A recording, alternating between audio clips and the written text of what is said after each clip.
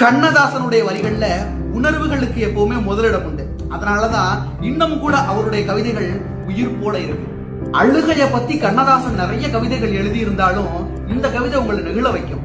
தொழுவது சுகமா, வண்ண தோகையின் கனிந்த மார்பில் விழுவது சுகமா, உண்ணும் விருந்துதான் சுகமா, இல்லை பழகிய காதல் எண்ணி பள்ளியில் தனியே சாய்ந்து அழுவதில் சுகம் என்பேன் யான்.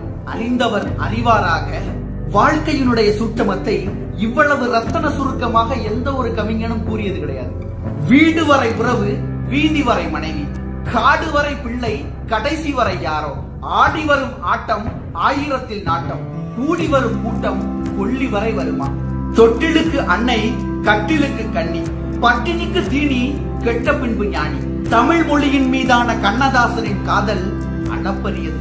வெட்ட முயன்றாலும் வெளியுருட்டி பார்த்தாலும் தட்டி பறித்தாலும் தமிழல்லால் ஏதுமில்லை. திருக்குறளை போல ஒரு பொருளும் இல்லை, மூவாத சிலம்பின்றே கூத்துமில்லை, தப்பாத புறமின்றே வீரமில்லை, தளிர் போலும் அகமல்லால் காதல் இல்லை.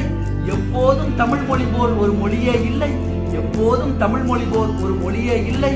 இருக்கிறது என்பான் தாய் பெண்ணே இல்லை, இருக்கிறது என்பான் தாய் பெண்ணே இல்லை என்கிறார் கண்ணதாசன். வாழ்க்கையினுடைய தொடக்கமும் முடிவும் நிர்வாணமே என்பதை அடித்து சொல்கிறார் கண்ணதாசன். நிர்வாண மேனிதான் இறைவன் கொடுத்ததே நிர்வாணம் இறுதியாகும், நில்லாத பருவமே நிமலன் படுத்ததே நில்லாமை உறுதியாகும். சர்வாங்க மெங்கனும் சாட்டை படைத்தவன் தத்துவம் இன்பமாகும். சரியாய் ரசிக்க தெரியாத மூடர்கள் வாழ்வினும், சரியாய் ரசிக்க தெரியாத மூடர்கள் வாழ்வினும் சாவுதான் உண்மையாகும், சாவுதான் உண்மையாகும். இந்த வீடியோ பிடிச்சிருந்தா லைக் பண்ணுங்க, ஷேர் பண்ணுங்க, சப்ஸ்கிரைப் பண்ணுங்க. என்னோட வளர்ச்சிக்கு ரொம்ப பயனுள்ளதா இருக்கும்.